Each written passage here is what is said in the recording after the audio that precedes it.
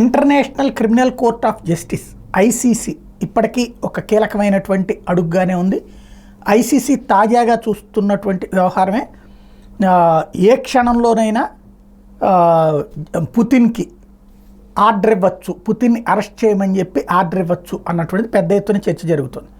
Putin దానికి సన్నద్ధంగానే ఉన్నాడా అంటే మద్వదేవ్ వాళ్ళ పుతిన్కి సంబంధించి రష్యాకి సంబంధించినటువంటి కీలకమైనటువంటి ప్రతినిధి, అట్లాగే షెర్గో, ఈ ఇద్దరూ కూడా మరొకసారి వార్నింగ్ ఇచ్చారు. పుతిన్ మీద కనుక అరెస్ట్ వారెంట్ లాంటిది కనుక international criminal court of justice జారీ చేస్తే దానికి తీవ్ర పరిణామాలు ఎదురవుతాయి. గతంలో అట్లాంటి ఆదేశాలు ఇచ్చినటువంటి జడ్జిని రష్యాలో అరెస్ట్ వారెంట్ ఇచ్చారు.